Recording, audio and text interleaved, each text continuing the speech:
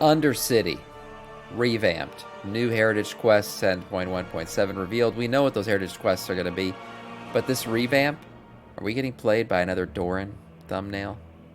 We're going to find out. So the famous Heritage questline in 10.1.7 has just been datamined. The entire storyline hasn't been datamined fully, but we have just discovered the actual chapter names, and they are super interesting. We have the return of Maiev, something And going between on. the two, I think I'm more interested in the Forsaken Heritage Armor questline than the Tree Hugger one of the Night Elves. I really want to know what happens with Lordaeron. I hope that shit gets revamped. And if I got my way, it'd be revamped as a hub city, like a world hub city, where the Horde and Alliance could go, thanks to Callie Amenethil's play in the Forsaken shit. I want to go see Lordaeron as a human. I don't want to have to make an undead, but I understand if they make it an undead city.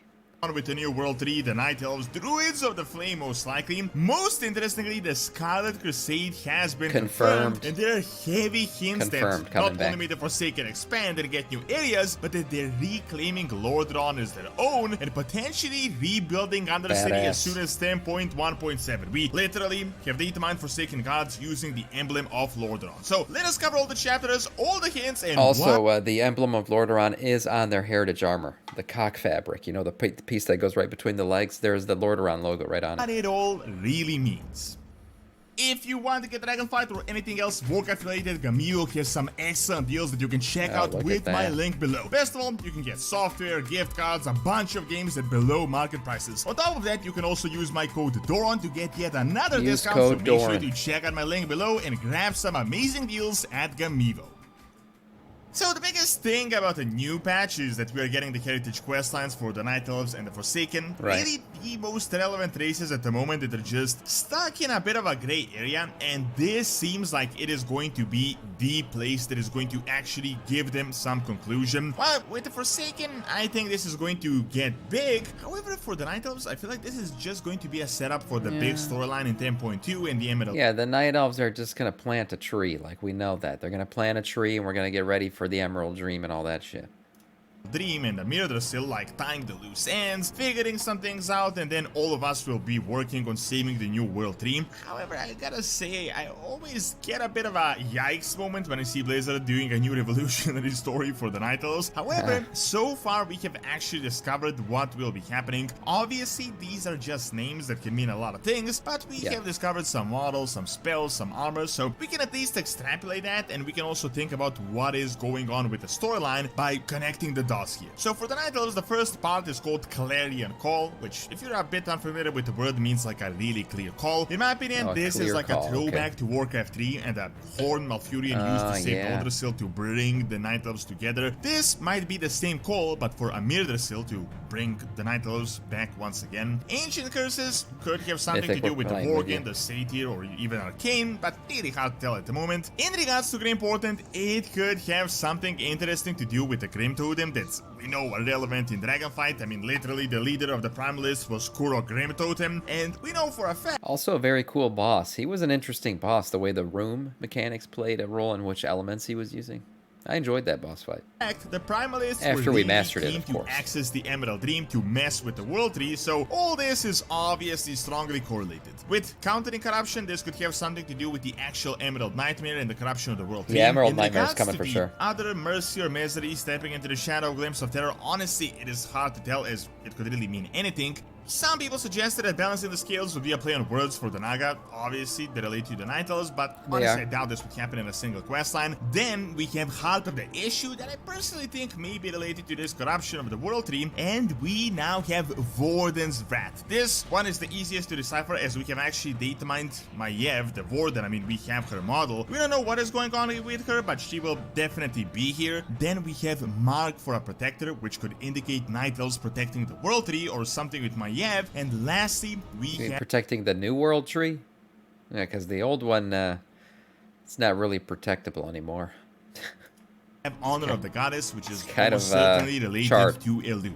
Personally, I see this something akin to the Night Elves pledging themselves to Elune to protect themselves. I mean, keep in mind, so far we have actually data-mined the Druids of the Flame that are Night Elven traitors that serve Dragnos and Cataclysm, and they are returning now in 10.1.7. There could also been some attempts to resurrect Dragnos. If you're wondering what the Druids of the Flame, who they are again, remember Firelands raid. They're everywhere in that raid. There's a boss, one of them. They're just like the red-looking night elves that, play with fire and shit. Pyro night So elves. this corruption could also lead into this elemental side of the storyline. However, now let us get into... That's right, in my Day. opinion, I the more thought the same thing. Maybe that's why we're getting Maev's, armor as the final part of the trading post for the year-long trading post shit. Because that's going to end soon, and imagine you get this Heritage Armor quest line, you get the final patch of the expansion, which is like an Emerald Dream patch, something like that. Maybe an Emerald Dream raid, and you get the Maev armor. Well timed, Blizzard. Well played, touche. more interesting questline because we actually have more information, and that is the Forsaken one, and it seems like a lot of really interesting things are happening. Most importantly, the possible likelihood of Undercity actually being rebuilt as a new Lordron, and Forsaken. Yeah, I hope they just forget the unexpectedly Undercity. That whole underground city shit, I never liked it. I want to see the actual runes of Lord Ron, come back to life. embracing the heritage of Lordron and reforming a new undead human kingdom. Previously, we learned that the questline will be about the old enemy returning, which we couldn't really guess at the time, because if the Forsaken have anything, it is enemies, and pretty much all the enemies are old. However, we can now decipher that, and that enemy is the Scarlet Crusade.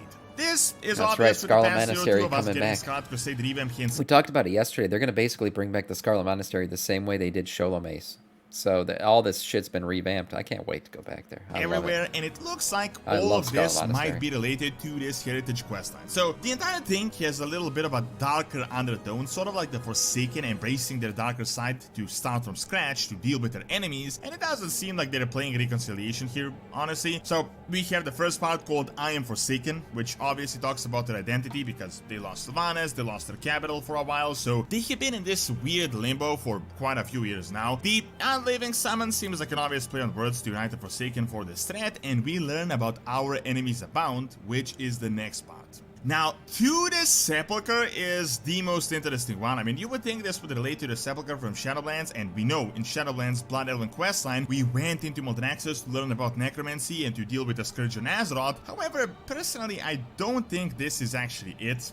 After all, the Sepulchre is literally just a place of burial, usually more like a vault, like a big vault. All the Forsaken are literally undead, so they have tombs, but I feel like this Right. might be uniting, like the uniting factor in Undercity, possibly the Sepulchre of Terranus Menethil, who, after all, is the father of Lordaeron, and they seem to be wanting to reclaim that heritage. Then we have nothing like classic Boomweed, which personally I have no idea, this could just the be hell is some sort that? of a filler bit. The Acid smoking? Beats paper seems interesting, as it could have something to do with the Forsaken Plague, but it could also be like an acid test to test the value of something, such as testing the leadership of the Forsaken. I mean, sure, they're leaders on Maybe. paper, but can they really lead? Man, Kalia Menethil. She's got the mommy milkers.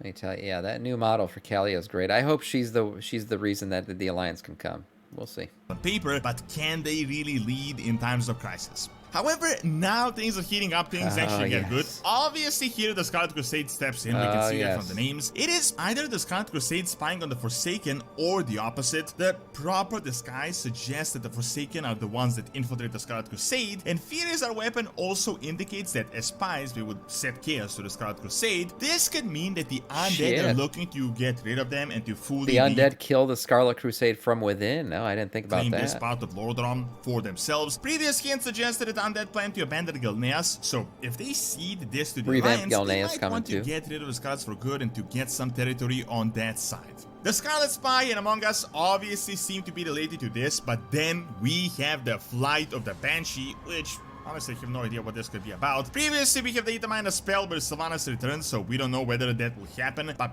honestly I doubt it. Some wonder see what that that as a is. memory or some sort of a hologram of Sylvanas returning. The Flight of the Banshee could also be like a new Forsaken ship that they might have, or it could be a literal Banshee yeah, that would could be possess a the ship. Scarlet Crusade. Then we have the next two, which are a really aggressive indication, Dead to the Living, and this is the Hour of the Forsaken. Both of these Oh, are things man. Putre set back in Battle of the Lich Yeah, King. This callbacks to the Putricide days. What a great cinematic. Man, the death game. You guys remember, this is like the first like random in-game cutscene. This was the shit. When this came out, I was like, oh my god. Oh, what? World of Warcraft is doing some storytelling. I was so into this. I loved it. And the music, everything about it was just perfect. This is the hour of the Forsaken, Dead to the Living. This, in my opinion, doesn't signify Back before the it became interference of Dragon Warlords Tales as it and did it was in the actually past, although hardcore. that could be a thing as well. It's more like the Forsaken fighting for themselves and no one else. Not the Horde, not the Alliance, not the Living. This is the hour of the Forsaken, where they can finally deal with the Scarlet Crusade.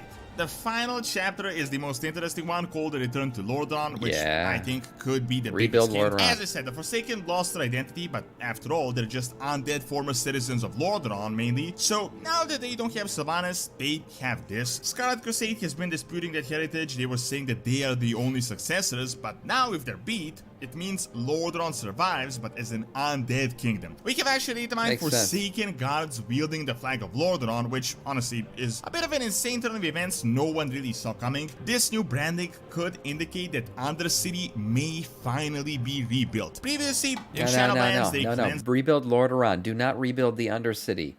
That fucking swampy ass, stinky ass, underground city, that needs to be gone. We just need a revamped ruins of Lordaeron. They got rid of the plague, and in the past they lived I'll be in the disappointed if of they the just former revamp capital, Undercity, honestly. Really showed that they were like a plague that took over the kingdom, not really the legitimate descendants of Lordaeron. Now, if they claim that heritage back, we could see them rebuilding the actual capital city, and it wouldn't even be all that much work, as a huge part was already revamped back in BFA. So we could potentially be seeing an undead Lordaeron with new emblems, a brand new city in 10.1.7. Thank you for watching. Check out all the kits we currently have for the next expansion, and check out the Nodes Academy for videos on real-world history and mythology. See you next time. Great video. I mean, I hope, like I said, my main hope is that Lordaeron gets rebuilt, and I'm talking about the Lordaeron, above ground, actual ruins of Lordaeron, rebuilt, repopulated. Now, could Lordaeron become a world hub city? You know, we always have hub cities and expansions, but what about a hub city in Azeroth?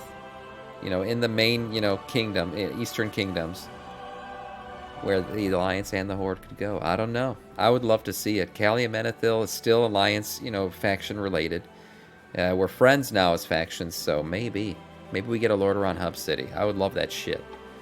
Just drop, God, Ouroboros. Why does that keep coming up in my chat? Anyways, great video. Great video.